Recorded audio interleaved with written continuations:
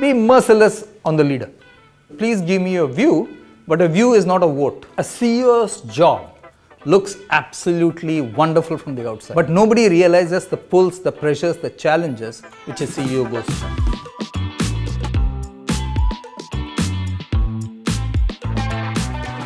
Opening question for today.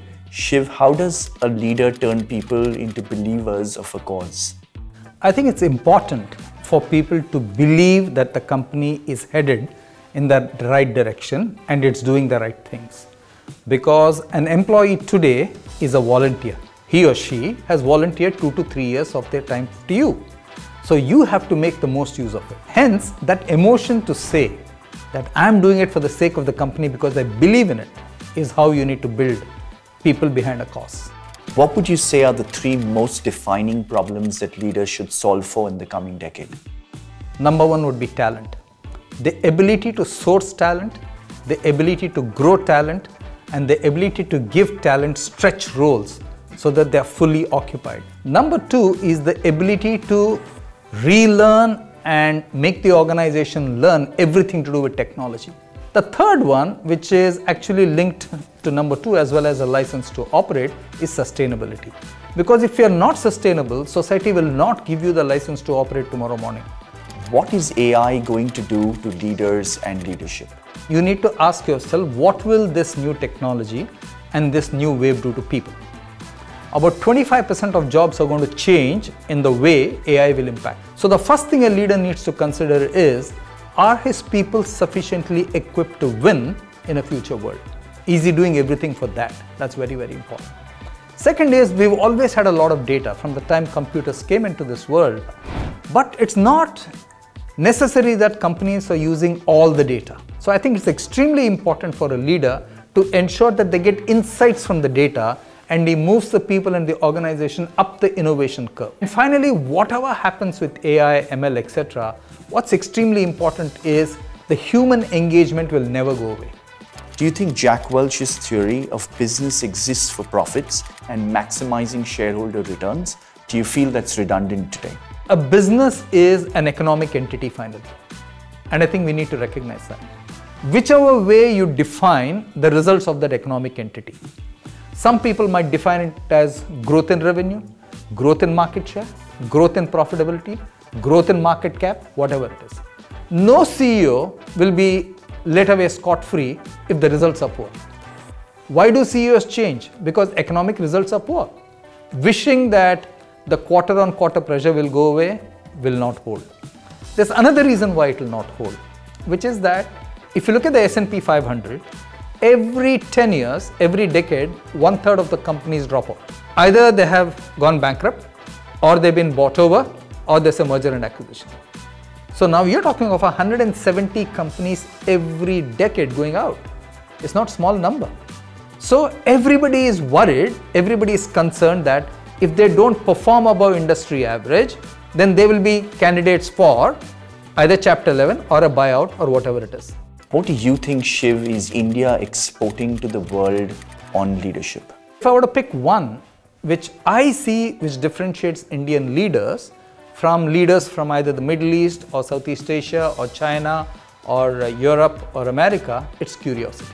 I find Indian leaders to be far more curious about the worldview, what's happening around them, than other CEOs in other parts of the world. And something that they can learn from global principles of leadership. I think the ability to invite debate, fully well knowing that the leader is the last person anyway, it's his or her call.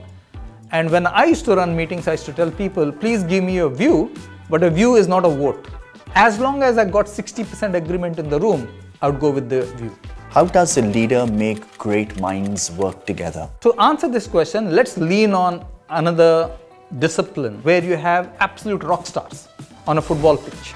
Okay, so let's take, you have a Ronaldo, you have a Messi, you have a Neymar, you have everybody on the pitch. How do you play together? The first thing is to have what I call an absolute clear goal focus. In football, it's very clear. You need to score more goals than the opposition. Number 2, how do we give and take from each other? Third is to identify maybe 3 things that bind us together. And finally, I think having a very clear mechanism to resolve differences. Many teams do the first 2, 3. but many people end up not doing the last one. What are the 3 most common mistakes that you see leaders and CEOs making today? While they are faster than before, they are slower than what the market needs. Specific reference, take digitization. Today the consumer is miles ahead of the average company. The second is, I don't think they are innovating fast enough in business models. The third one I would say is, I think they need to invest a lot more in people. I think that's the only asset you have. The only 2 assets you have in any organization today is people and brands. If I build a great product or service, I'll build a great company. Versus I first build a great company and then I'll have great products and services. How do you go about building this as an entrepreneur? A very important question to ask if you're an entrepreneur is, what problem are you solving? Are you doing it in the best possible manner? Are you constantly innovating at your core and delivering experiences which tell the consumer, wow. Okay, if your core is good and you're solving a genuine problem, I think it will be fantastic. A very good example of that I can give you today in India is UPI. I don't need to go to a bank. I don't need to go to an ATM. I don't need to come and meet you. So UPI solves all the traditional problems associated with the physical concept of payment. How should the CEO of today measure success? The first thing I want to mention is that a CEO's job looks absolutely wonderful from the outside. Okay, but nobody realizes the pulls, the pressures, the challenges which a CEO goes through. Let me give you various definitions of CEO for you to think about it. A CEO at one level is the Chief Executive Officer. At another level is the Chief Education Officer. At the third level, the Chief Empathy Officer. Next is a Chief Engagement Officer. Okay. Next level, a Chief Ecosystem Officer.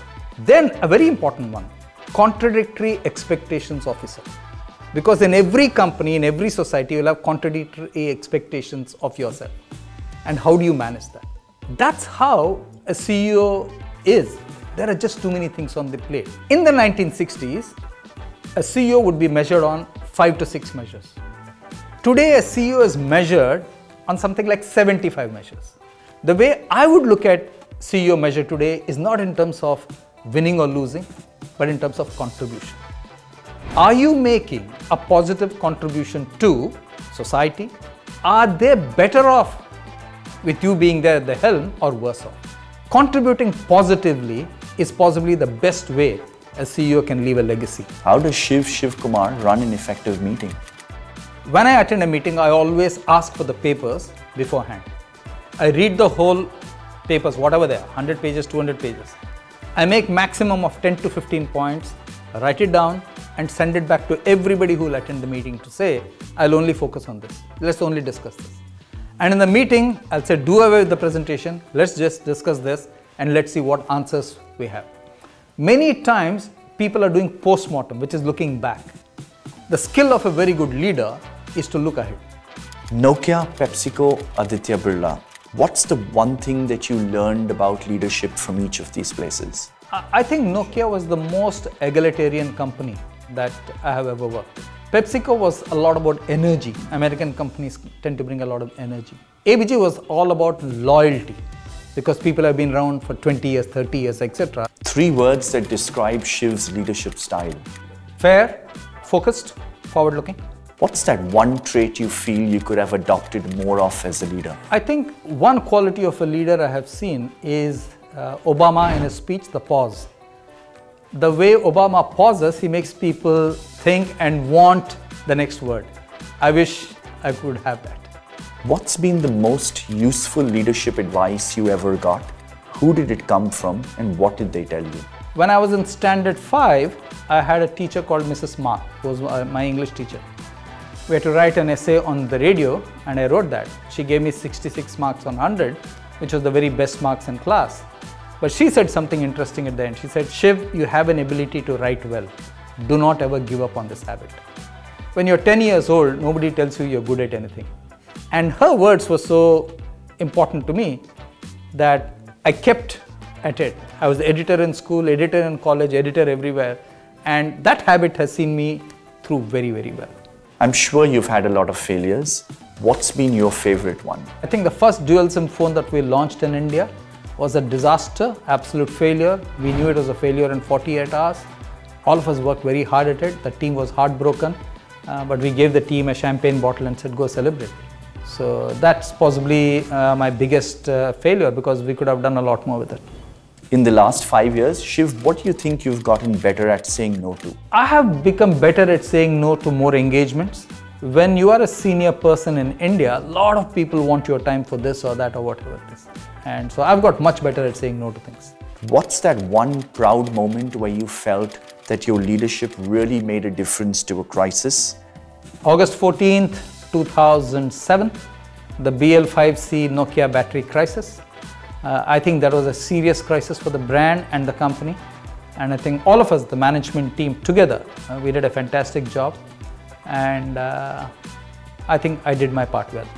How do you deal with criticism as a leader? Whenever people give me feedback which is not to what I think is my standard, then I would ask them for an example, to say, give me an example of when you experienced it.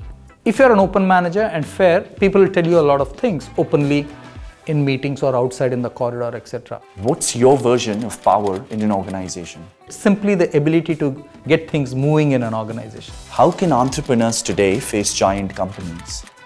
All small companies want to become big. All big companies want to act small. That's the fundamental contradiction. I would say if you're a young entrepreneur out there running a small to medium company, be merciless. Be merciless on the leader.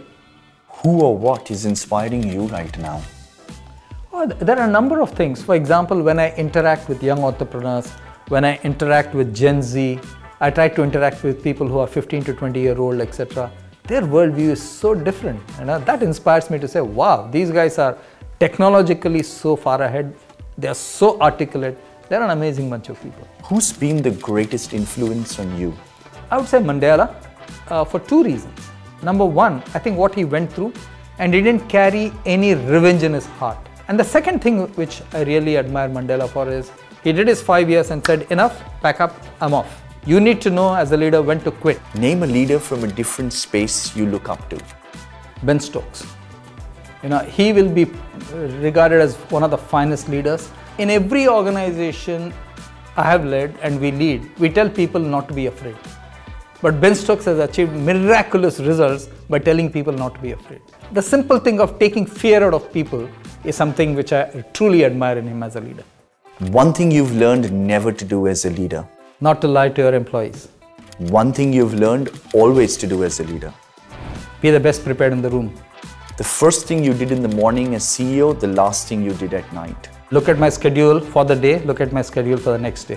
What do you imagine people or employees would have gossiped about you? They'll say he was tough, he was fair. A decade from today, you would bid for a racket signed by Nadal or Nokia 3310? First Nokia 3310. Wow.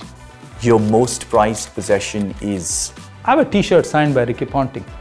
In one sentence, Shiv Kumar's legacy will be? He was not another ordinary guy. And final question, if you had a gigantic billboard out there and could put a message to millions, what would it be and why? I always say, tomorrow is a better day than today. Always have hope in your heart. Shiv, thank you. This has been fantastic.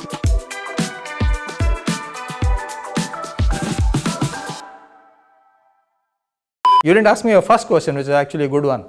We've got a lineup of 20, 25 of the most celebrated captains of industry, and it's fantastic to have you open our season 1. Thank you guys, and all the very best.